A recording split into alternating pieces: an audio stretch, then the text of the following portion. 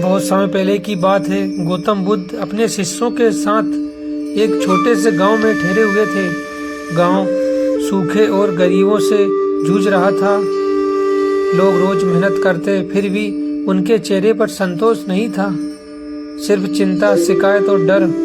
गांव में एक युवक रहता था, नाम था सूरत। वह मेहनती था, ईमानदार भी, लेकिन उसका जीवन दुखों से भरा था।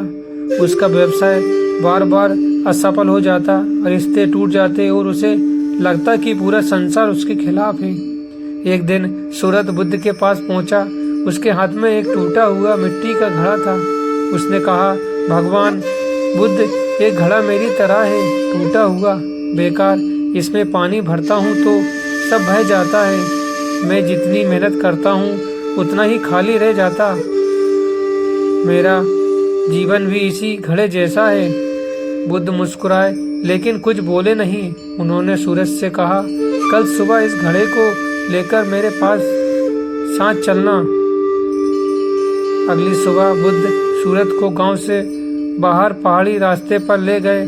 उन्होंने कहा, इस घड़े में पानी भरो और इस रास्ते पर चलते हुए जहाँ जहाँ पानी गिरे गिरने दो।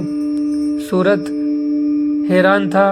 उसने सोचा, ये तो और भी बेकार काम है, टूटा घड़ा और पानी बहाने का क्या अर्थ। फिर भी उसने वैसा ही किया। रास्ते भर घड़े से पानी टपकता रहा। सूरत को बार बार निराशा हुई। वह मन ही मन सोचता रहा, देखा कुछ भी टिकता नहीं, सब व्यर्थ। एक महीने बाद बुद्ध ने सूरज से कहा, अब उसी रास्ते पर दोबारा चलो। जब सूरत उस रास्ते पर पहुंचा तो वह स्तब्ध रह गया। जिस रास्ते पर पहले सिर्फ सूखी मिट्टी थी, वहाँ अब हरी घास, छोटे छोटे पौधे और रंग बिरंगे फूल उग आए थे। पक्षी चहचहा रहे थे। पूरी पगडंडी जीवित लग रही थी। सूरत की आंखें भर आई। उसने बुद्ध से पूछा, ये कैसे हुआ? बुद्ध बोले, जिस पानी को तुम व्यर्थ समझ रहे थे वही इस जीवन का कारण बना। घड़ा टूटा था, लेकिन उसी टूटे ने रास्ते को सींच दिया।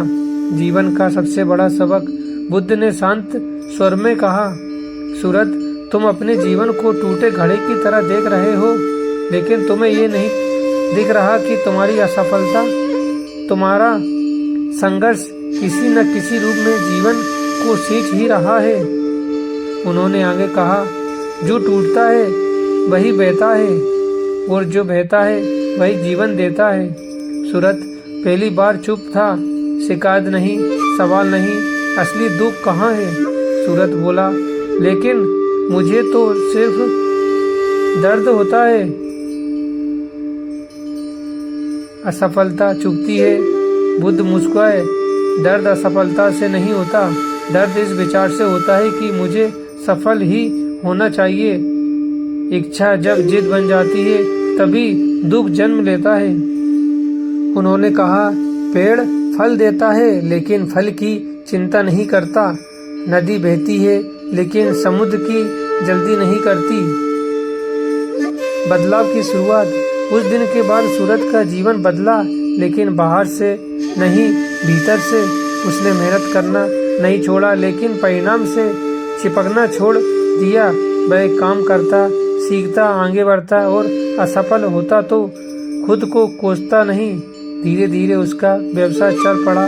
लोग उससे जुड़ने लगे क्योंकि उसके भीतर अब शांति थी। एक दिन किसी ने उससे पूछा, तुम इतने शांत कैसे रहते हो? सूरत हंसकर बोला, क्योंकि मैं अब खुद को टूटा नहीं मानता, मैं बस बहता हुआ हूँ। बुद्ध का अंतिम वाक्य। जब बुद्ध गांव छोड़ने लगे, सूरत उसके चरणों में गिर पड़ा। बुद्ध ने कहा, अपने जीवन को सही या गलत मत समझो, बस देखो क्या उससे किसी का भला हो रहा है। उन्होंने आगे कहा, जो खुद को सुधारने में लगा रहता है वह संसार को बिना स्वर के बदल देता है। कहानी का संदेश। ये कहानी हमें सिखाती है कि असफलता बेकार नहीं होती, टूटन भी उपयोगी होती है। हर इंसान किसी न किसी रूप में जीवन को सींच रहा होता है। दुख घटनाओं से नहीं, हमारी अपेक्षाओं से आता है। शांति परिणाम से नहीं, दृष्टि में होती है। गौतम बुद्ध हमें सिखाते हैं। जीवन को पकड़ो मत, समझो, खुद को परिपूर्ण मत बनाओ, सजग बनाओ।